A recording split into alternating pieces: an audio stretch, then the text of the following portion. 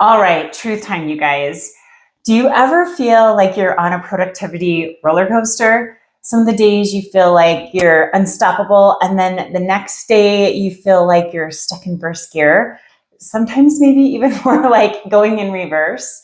You know you're smart, you know you're capable, people are paying you for your expertise, but this inconsistency is more than frustrating when it comes to your performance.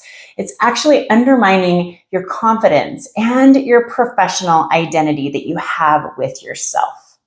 Every meeting where you're not at your best and every deadline where you deliver less than your potential, those moments accumulate, creating a gap between who you know you can be and who you feel like you're showing up as day to day.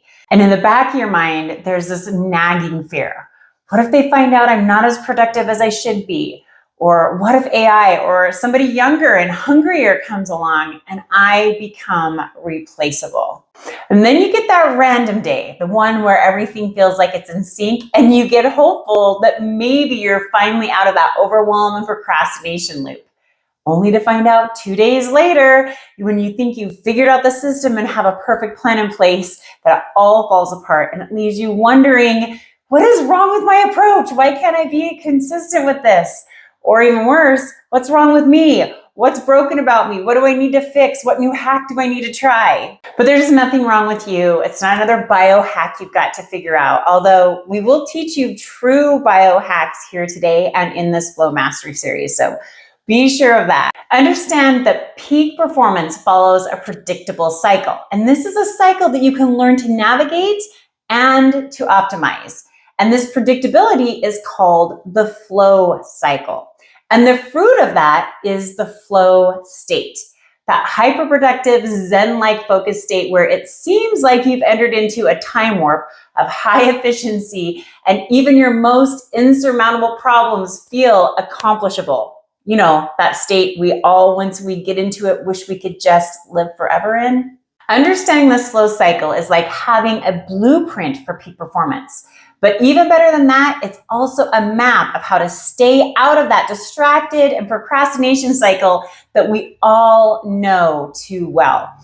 Think of this as your brain's secret weapon for becoming your most efficient, creative, and high-performing self. Up until now, our Flow Mastery series has covered 3 of the 4 pillars. If you've been following along, you know that these pillars are the states, or kind of think of them as the situations that must first be put into place in order for you to drop into that hyper creative, problem solving, highly productive flow state. But flow state itself is created by the last pillar, which is what we're talking about today, the flow cycle. And if you want to be able to use flow as your superpower day after day, you must understand each part of its cycles. Not understanding them means that you'll consistently bump yourself out of flow before you ever even get into that deep work state.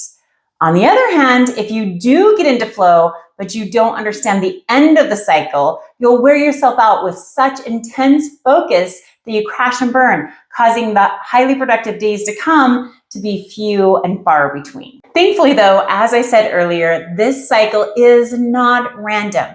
It has 4 distinct phases that follow a predictable rhythm or pattern. And it's not just this woo-woo, pick your favorite guru kind of stuff.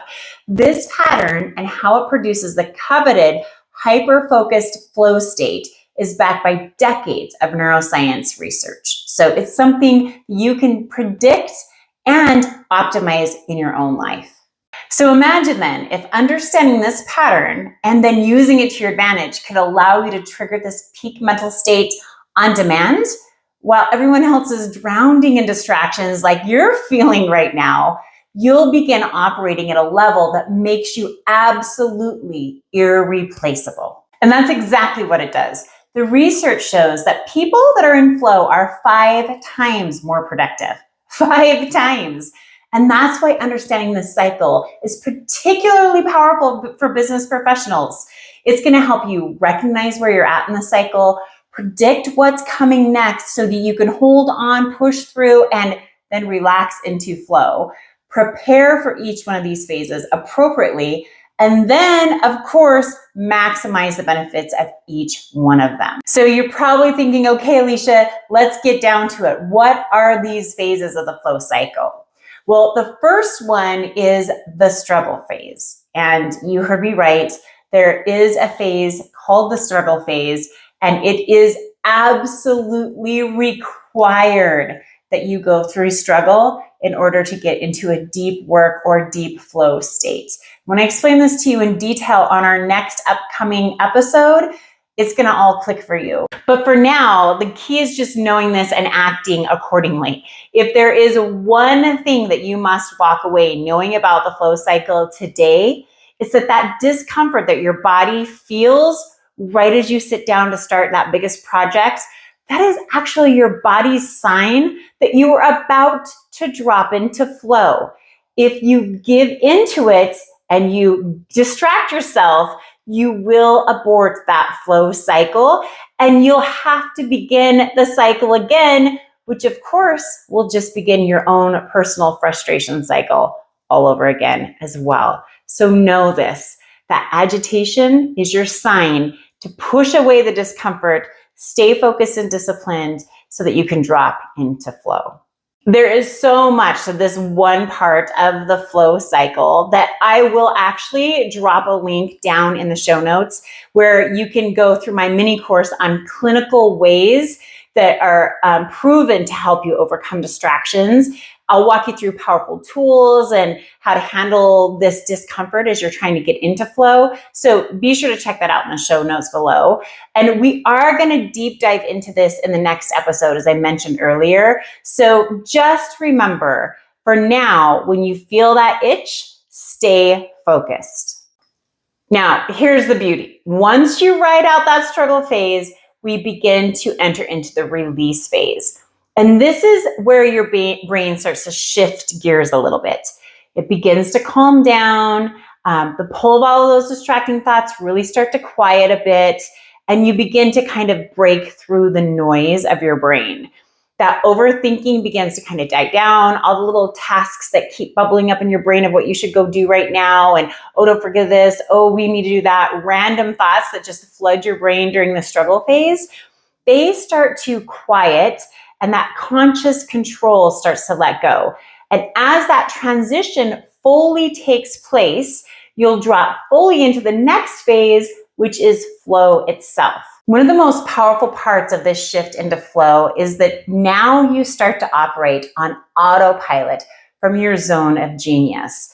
It's like everything that you know, all that you understand, all that intuition and creativity that's built into you that you worked years and years to have, it starts to move forward and you begin to see solutions that you couldn't see before. And now they're crystal clear, and creative options and alternatives that were just outside of what you could even fathom begin to become just right there in front of you. This allows you to just start operating smoothly without overthinking and without distraction. And this is where that rapid productivity and huge results comes from once you've dropped into this autopilot of your zone of genius. Stephen Kotler, the man I was coached by regarding flow and who I'm certified through as a peak performance coach as, he describes flow as the state of rapt attention and total absorption to the point that everything starts to disappear. Action awareness begins to emerge, and that voice in your head, that self-critic, it gets really quiet. Stephen goes on to say that it feels like time speeds up and you can be enraptured in a task for 2 hours, but it feels like 2 minutes. Or it slows down into that freeze frame effect. In flow, all aspects of performance, both mental and physical, go through the roof. It's like a symphony where you're the conductor orchestrating your peak performance and your mind and your actions are perfectly in sync. I love the way that he describes that, because that is definitely the bliss it feels like. And the best part of this glorious state is you can stay here for hours if you set up your flow pillars right. And if you make sure that you never ever skip the next part of the flow cycle, which is the recovery phase. So the recovery phase, which is the last of the 4 phases in the flow cycle, is an absolute must. As a recovering workaholic, I used to skip over this phase. I was thinking it was for wussies, but trust me, it is not.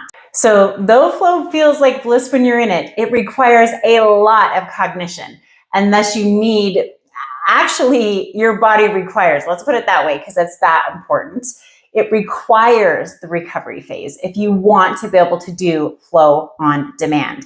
That's why you can't skip this, because if you skip recovery, your body will not be able to be in a state of flow proneness that we've talked about earlier in this Flow Mastery series.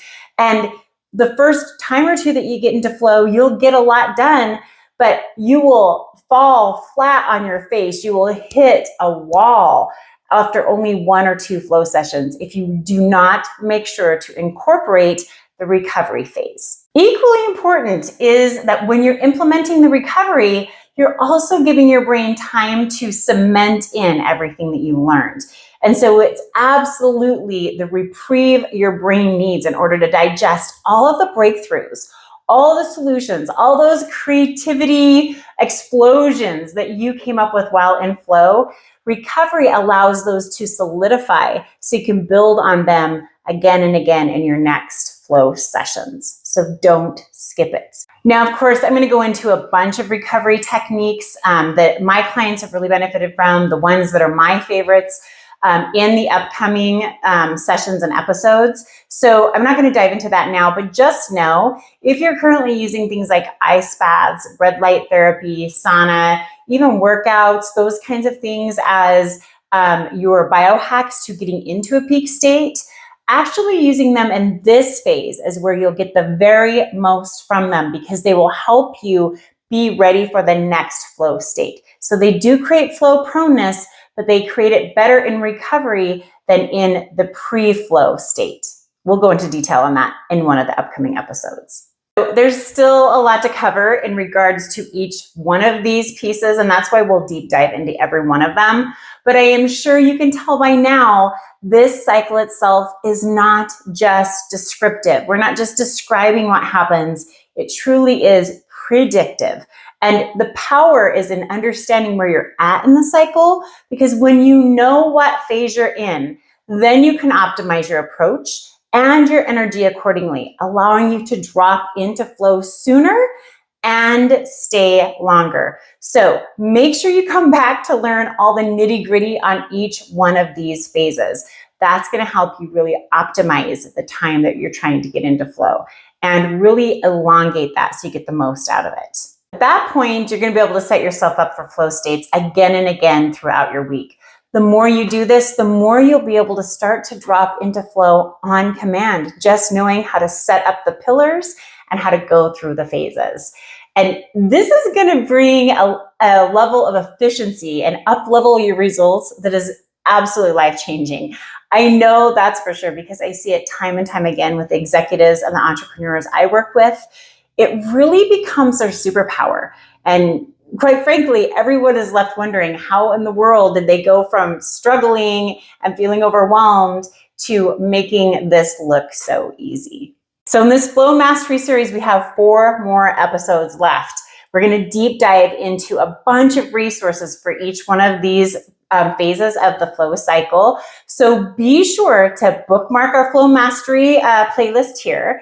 And of course, subscribe if you haven't already. And then remember, I did promise that in the show notes, I will actually put in a link to a coaching session on how to utilize clinically proven tools to help you end the distraction in the struggle phase so you can push through that with a little bit more ease. So don't forget to check that out either.